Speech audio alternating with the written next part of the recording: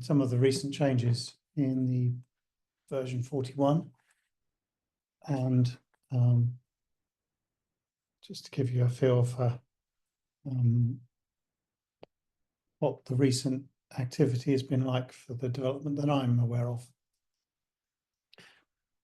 Okay, so first up is a feature we implemented about tagging.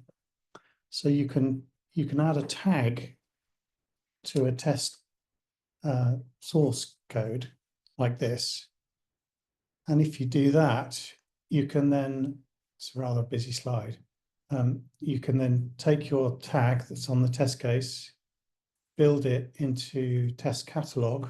It's one of the artifacts that gets generated, and then you can do a class control runs prepare and just select anything with that tag. So across all of your test cases, they'll all be mentioned in the test catalog, which is aware of where all the tags are. So you can build a portfolio file, and then you can run the portfolio file as a batch. So that's been supported for quite a while, but we're doing more with tags now. So this is you can annotate a test case with a tag, but now when you submit a run, you can add other tags. They can both go into the Galasa service. So this is the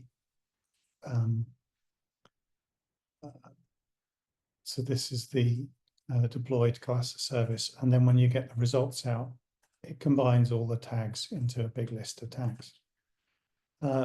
So this is an example, just submitting one test to the Galasa service with 3 extra tags, and when you get the results out, you can see the tags here.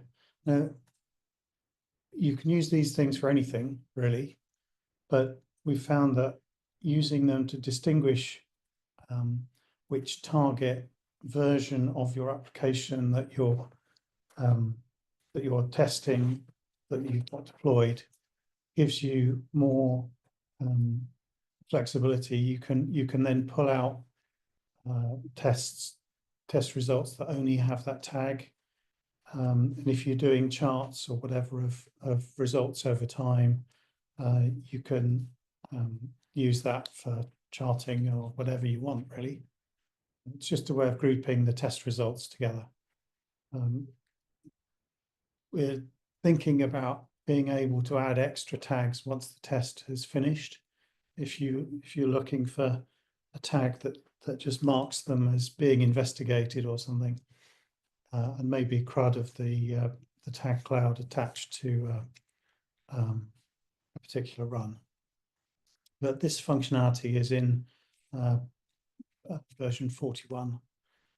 Okay, and we have been working on a bit more refinement on when you do the runs cancel. We now make sure that it enters the finished state when you do a runs cancel by name. But if you do a runs cancel by group, which you couldn't do before, that's now supported in build 42, which hasn't been shipped yet, but the next shipment will contain that. Eamon? Sure, yeah. So bit of background for this change. So Galasa managers currently already have the ability to ignore test methods based on a set of conditions provided by implementing this sort of any reason test method should be ignored method, which is a bit of a mouthful. For example, if you have a Kix TS manager and you've set a CPS property to say which version of Kix you're currently testing against, the manager could ignore the test methods that use functionality that's not available in the version of Kix you're using. Now, an internal customer pointed out that there was an issue with how this method was being used by the framework, which meant that all the test methods, sort of all the methods in a test class, including methods tagged before and after, were being questioned as to whether they should be ignored. So, yeah, as you can see, if we say we've got two sort of test methods, method A and method B, and we only wanted to ignore test method B, the framework would previously ask if all of the methods should be ignored. So it'll go through all of them, including like the before class, before methods and everything, asking if it should ignore this method, which was just a bit too chatty, really. And yeah, essentially as of 041, if we go into the next slide, yep, we delivered a change that made it so that the framework would only ask if the test methods should be ignored, and if so, then all of the sort of associated before and after methods would also be ignored. So it's a lot more sort of streamlined, and yeah, it won't do any unnecessary work asking methods that don't need to be ignored, or yeah. Um, so yeah, that's really that main change, really. Thanks, Evan. Um, Other changes we've made are about streams, test streams. They've existed for a while.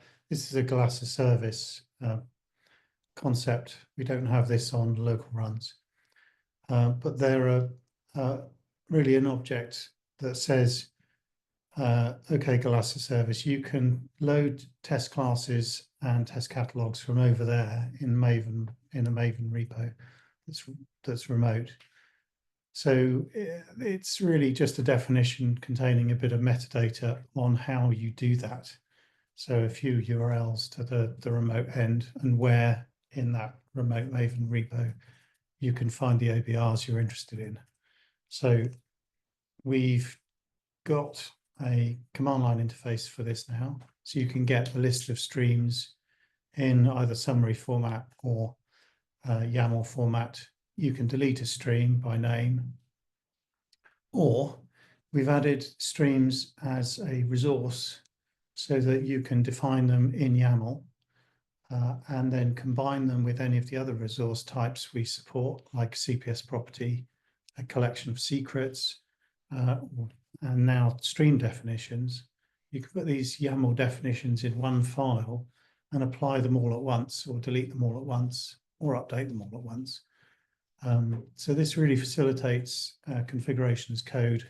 You can check those YAML files into some pipeline source code repo and replay them when you want to rebuild your Galasa service environment.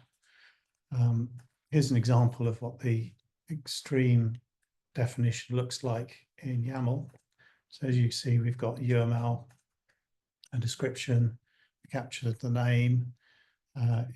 You can disable or enable them, and there's where the repository is, and there's the URL to the test catalog for this stream.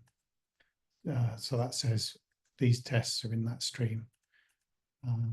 Okay, so that's streams. Bit of an improvement there. And now we have another improvement where prior to 41, when you asked on the over the REST interface from any client, really, this is just showing a Galasa control client.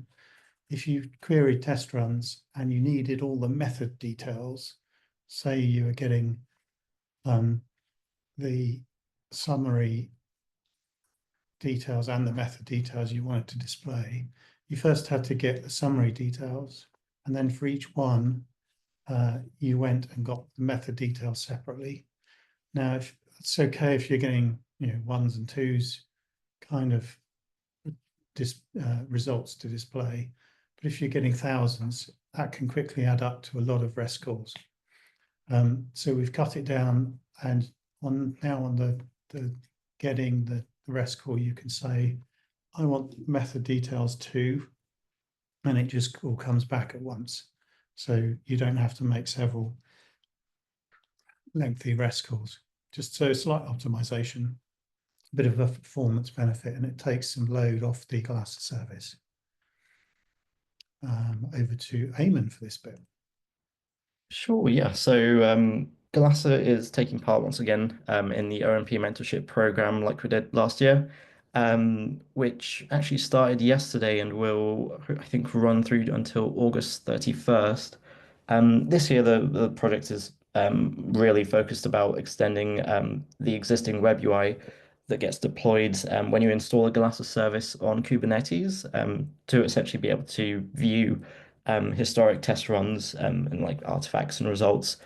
At the moment, you can only view test runs using our command line tool. So for people who don't want to set up the tool on all of their machines and instead want a more interactive UI, they'll hopefully find the web UI more accessible and easier to use. Um, so we've selected a mentee after going through 134 applications. Her name's Tasneem, and she's a student from Egypt, which is only a 2 hour time difference from us in the UK. So that should make obviously collaborating a bit easier. The deliverables for the Mentee include obviously just providing inputs into our existing UI designs, as well as prototyping and implementing various UI panels focused on sort of building a query for getting test runs and then displaying the results.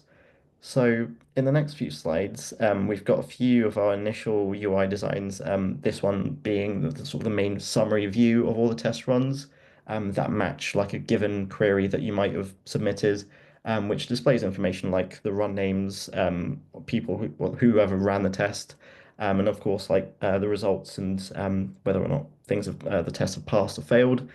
If you want to learn more about a specific test, if we go to the next slide. Yeah, we've got some panels that show a more detailed view of a test, and you'll have tabs that you can navigate through to check different aspects of a test, like the methods that ran, the run log, which you can see on the bottom of the screen there. And I believe on the next slide, yeah, we've also got an example of like an artifact or like a file tree view of all the artifacts associated with the test, where you can sort of view each artifact and download them individually. So yeah, it's hopefully going to take shape. It's just so obviously the project's just started, so we're sort of helping Tasneem get set up with the contribution process and setting everything up locally. But hopefully we'll be able to make a start and get some new panels up as soon as we can. Thanks, Eamon. Okay, there's more customer activity to talk about. Since we last spoke, we've done quite a few requirements coming from the IBM KICS organization, and we continue to support them with their Galasa service deployment. And Jade? Thank you. So yeah, just over a month ago, I presented at the GSE UK virtual conference on the 102 track again. So we've done a few sessions at GSE on the 102 track before, which is designed for people who have not super beginner knowledge of the mainframe, as in not knowing what that is at all, but people that are still quite early and sort of intermediate level knowledge. So that would be, I guess, early professionals or just people that are slightly newer to mainframe and have come from maybe a different area of tech or something. So the session was basically an intro to Galasa, but I actually I did spend most of the session really on a demo that was all the way from installing Galasa to your machine, setting up your environment, and then writing a test and running that test locally for the first time. I also covered, the next sort of step after that, which is running a Galasa test in a CI/CD pipeline, but didn't go into too much detail, as obviously for some people in the session, this would have been their first time hearing about Galasa. But I guess the main message for especially people on the 102 track is to show that Galasa is to help you be able to write tests that interact with mainframe and all of these other platforms, but not with you as the user and as the tester needing a super duper detailed knowledge of all of these areas, as obviously that can be quite hard to pick up if you're new. So yeah, it was a good session. I think there were 12 people in the audience, which doesn't sound like a big number, but for the GSE conference where there's so many tracks at one time, I was actually quite pleased to have 12 people dial in for the session. So yeah, it was good, and we'll hopefully be back at the GSE in-person conference later on this year as well. And that's not counting people watching recordings, of course. Yes. Thank you, Jade. So what's next? Well, we have a piece of infrastructure change. We're moving the hosting mechanism of our documentation and the technology we use to render it as well. So fairly major upheaval in both of those things, not so much in terms of rewriting all the information we've got. It's just how it's going to be presented.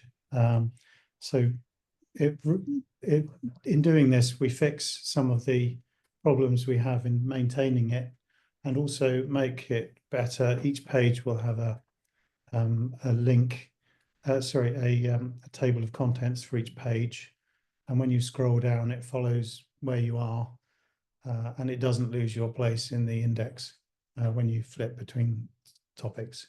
So should be some usability improvements as well. So that's one change we're currently in the thick of. We've got quite a lot of changes coming through being requested by the Kix user. As Eamon said, we're going to be working on UI for test runs, not just Tasneem. I expect that will pull us all in with finding that we need extra REST calls and things like that, in order to support that activity. And of course, the ongoing customer support, answering Slack questions and trying to help out anyone that has problems as and when we can. So that's all we had from a development update. Should mention 41 went out. Release 41 went out, I think it was about 3 weeks ago. And we're working on 42, expecting that to go out in the next couple of weeks, probably.